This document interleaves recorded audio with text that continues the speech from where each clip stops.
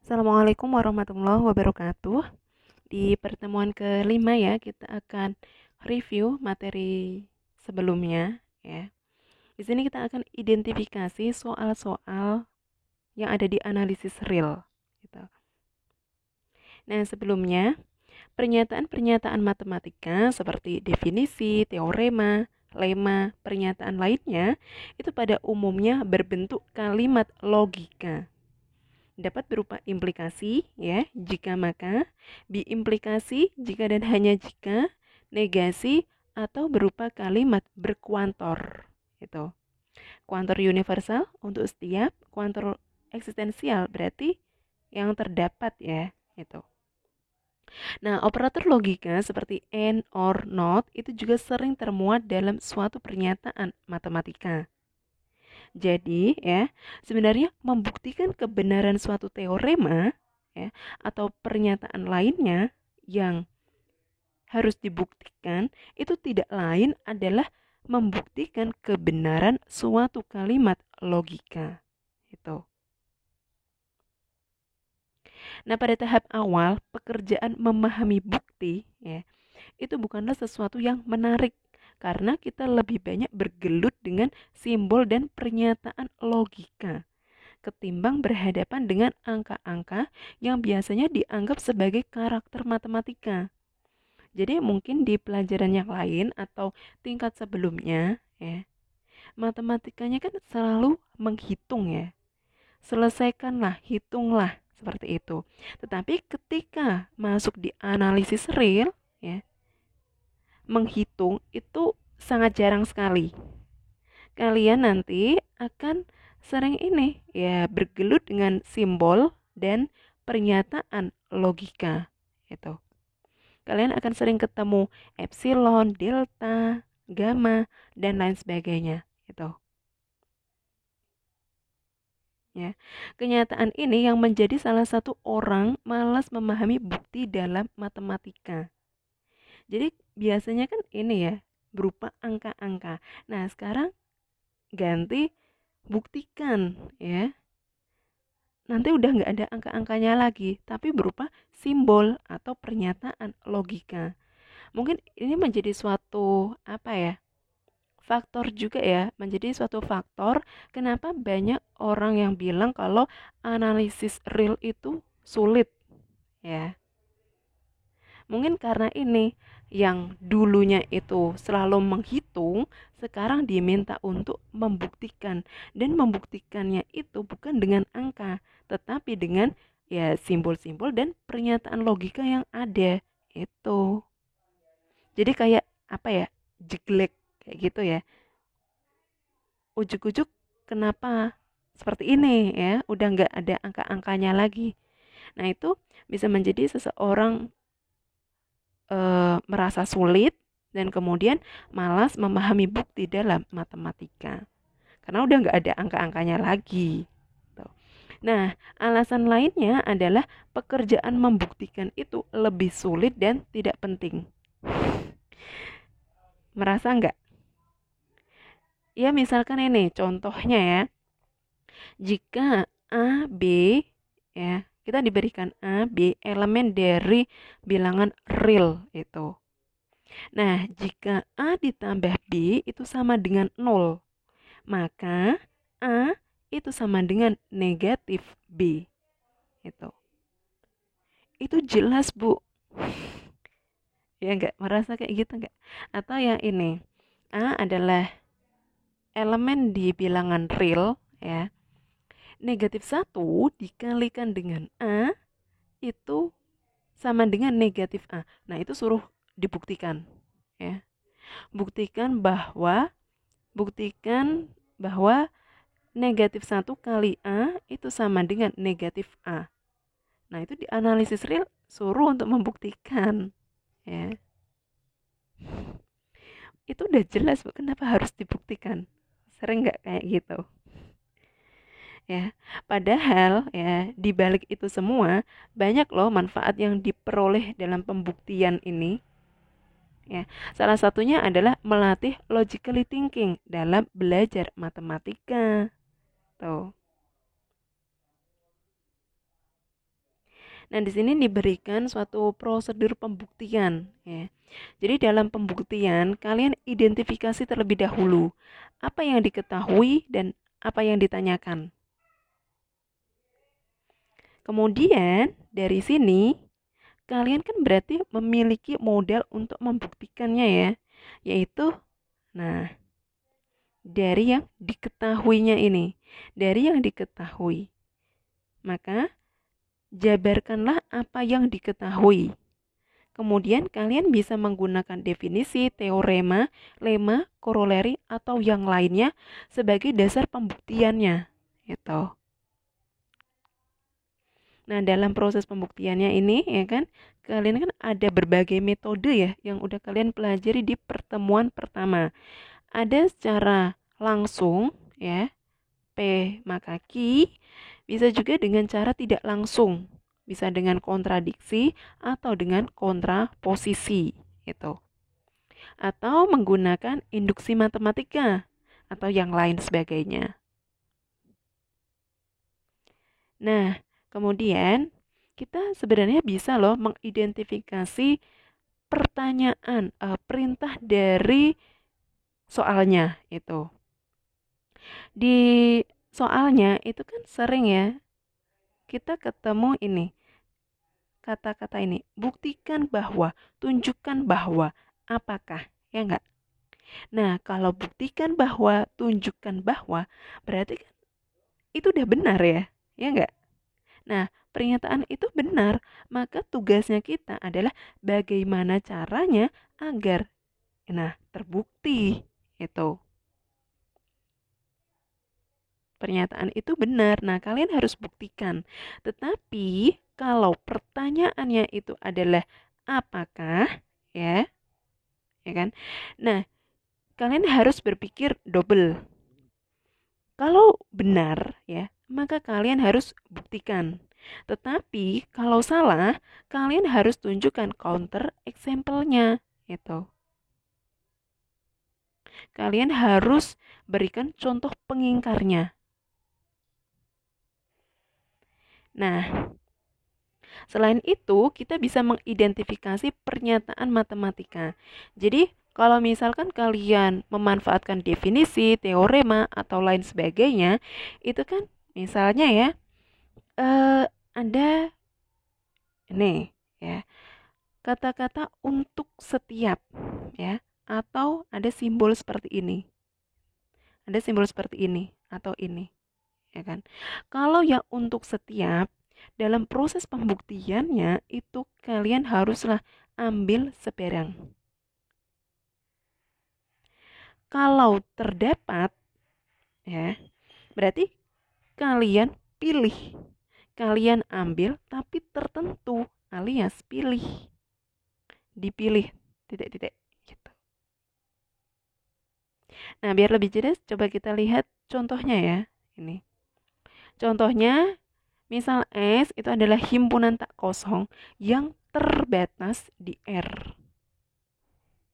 Misal A lebih dari 0 dan himpunan AS itu didefinisikan himpunan dari ini A kali S, ya kan? A kali S di mana S-nya ini elemen dari S. Buktikan bahwa supremum dari AS itu sama dengan A kali supremum S. Nih. Nah, pertama kalian apa? Identifikasi terlebih dahulu kan apa yang diketahui dan apa yang ditanyakan. Berarti diketahuinya apa? S itu tak kosong. S terbatas. S subset dari R gitu. Kemudian ini diberikan A lebih dari 0 dan himpunan AS itu didefinisikan ini, yaitu himpunan dari A kali S di mana S-nya ini elemen dari S. Apa yang ditanyakan? Yang ditanyakan ini, kalian diminta untuk buktikan ini. Ya. Nah, di sini kan buktikan. Berarti ya gimana caranya ini terbukti itu.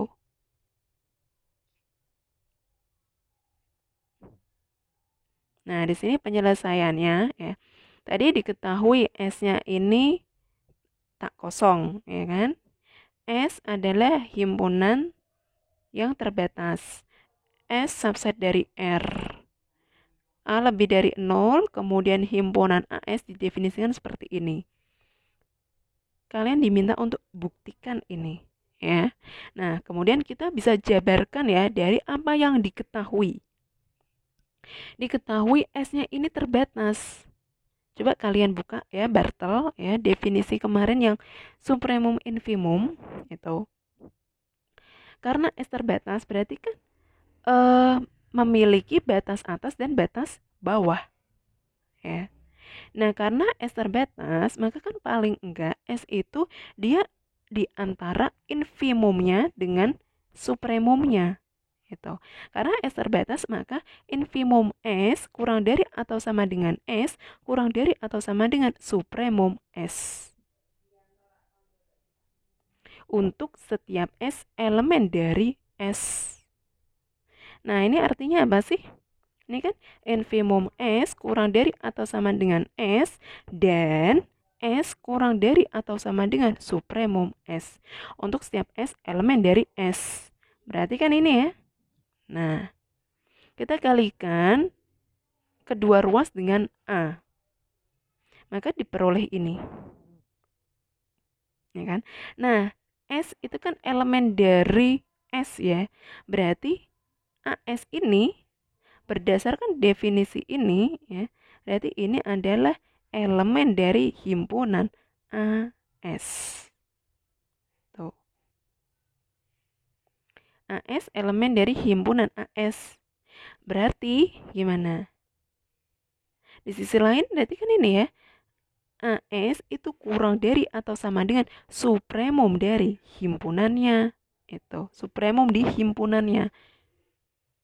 Maka muncullah pertanyaan. Nah, ini kan AS itu kurang dari atau sama dengan A kali supremum S. Dan di sini AS itu kurang dari atau sama dengan supremum AS. Yang jadi pertanyaan adalah ini dengan ini. Ya.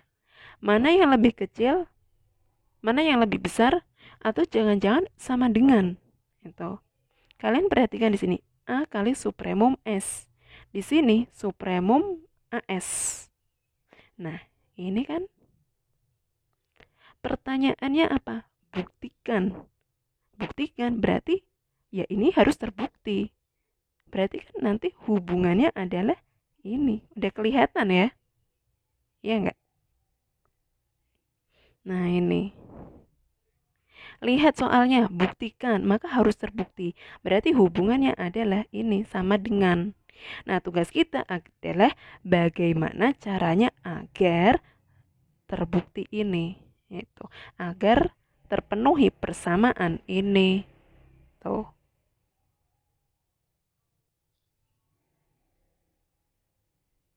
Nah, kita bisa buat oret-oretannya terlebih dahulu yang ada di sebelah kanan ya, gitu. Kita lihat lemma 2, 3, 4. U itu adalah batas atas dari himpunan tak kosong S yang merupakan subset dari R ya. U itu supremum dari S jika dan hanya jika ini. Untuk setiap epsilon lebih dari 0 terdapat S epsilon elemen dari S sedemikian sehingga U dikurangi epsilon kurang dari S epsilon. Jadi kalau memenuhi ini maka S epsilon itu elemen dari apa? Elemen dari S ya.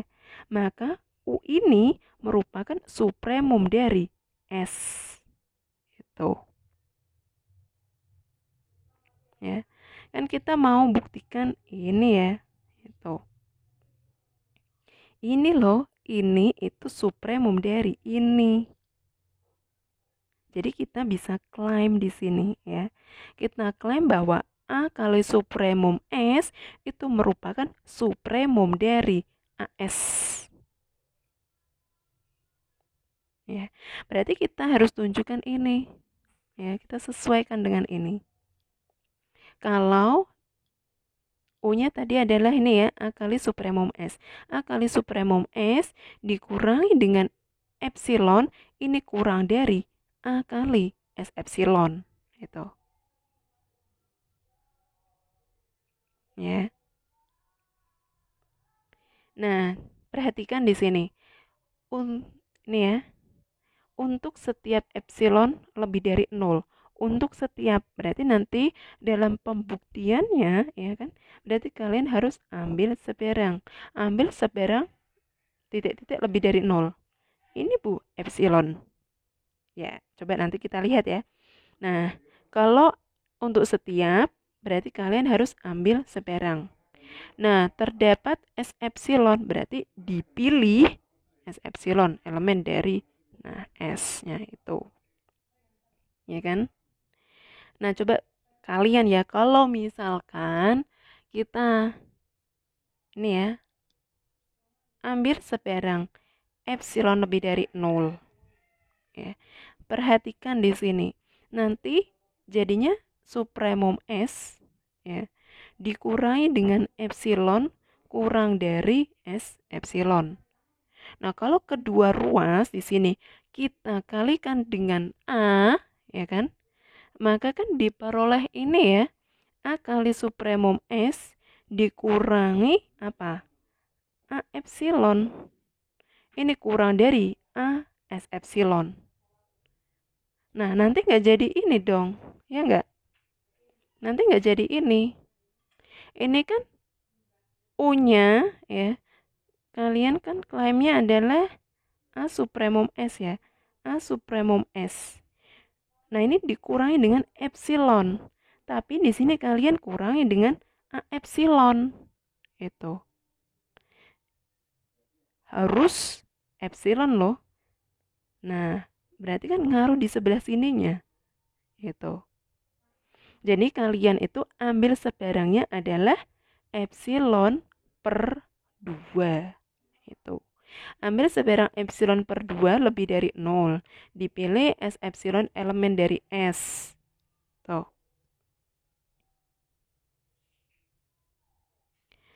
Nah, perhatikan di sini supremum S dikurangi epsilon per 2.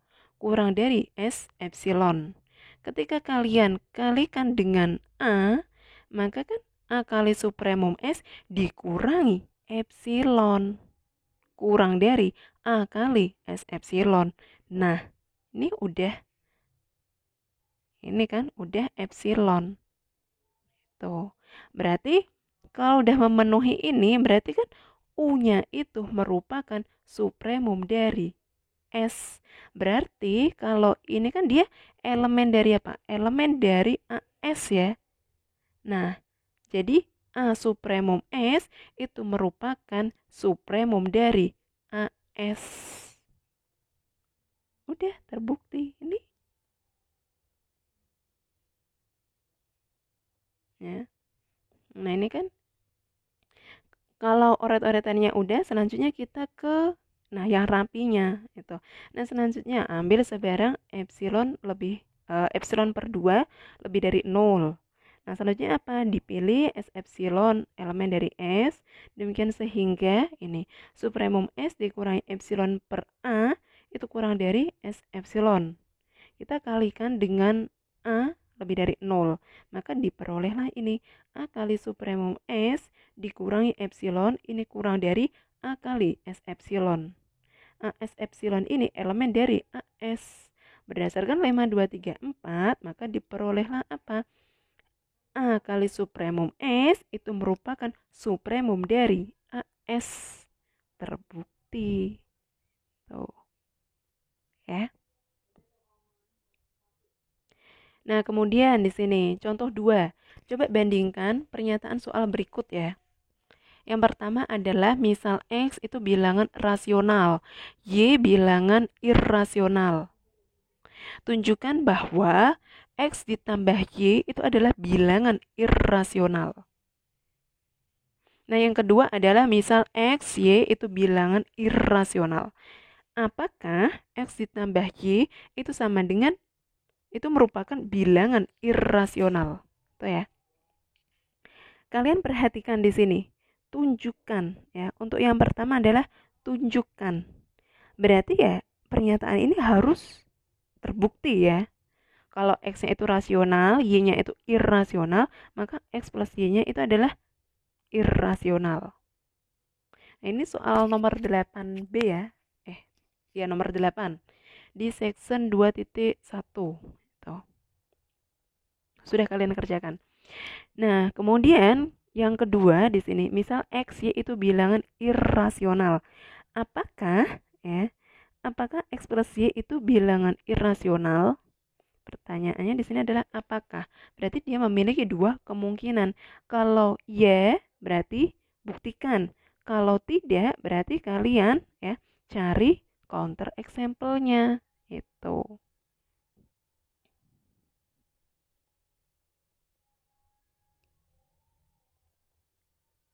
Nah, di sini ya.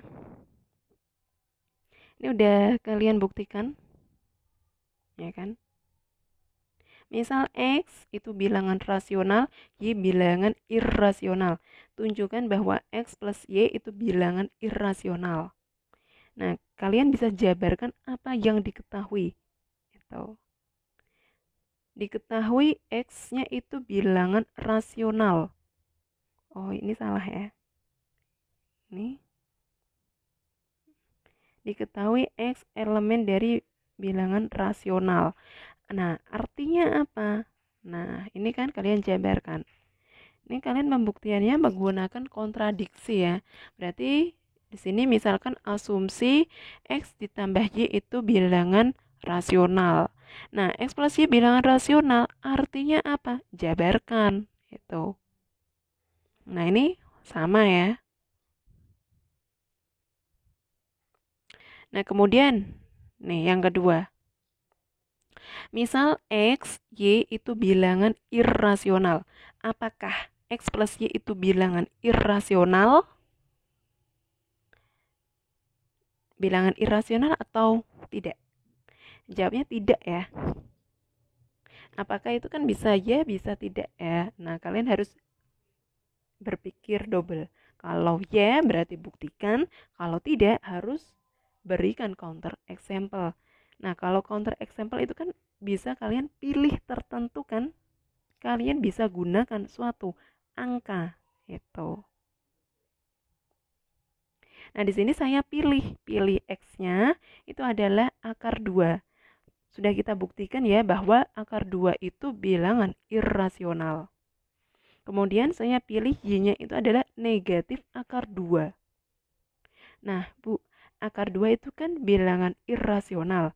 Kalau negatif akar 2 itu irrasional juga kah?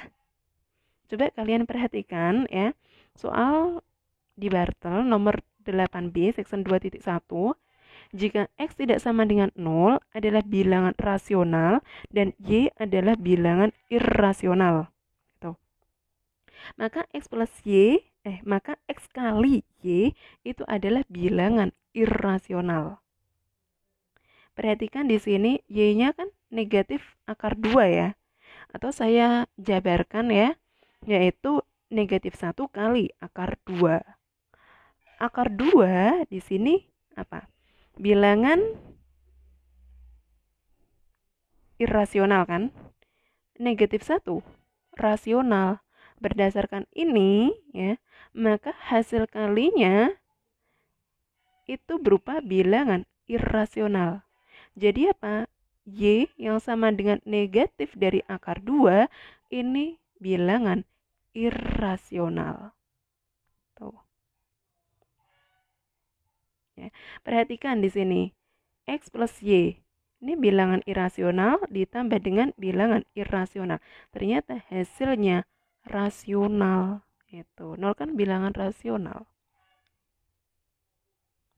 Nah, berarti pernyataan di atas salah. Itu. Ya.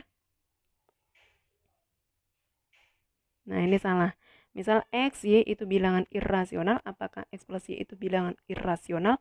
Enggak. Di sini saya bisa berikan contohnya loh. Ini loh, ternyata hasil jumlahnya itu berupa bilangan rasional. Ya. Oke. Nah, enggak sulit kan? Silakan kalian persiapkan untuk kuis besok ya. Baik, saya akhiri pertemuan hari ini. Wassalamualaikum warahmatullahi wabarakatuh.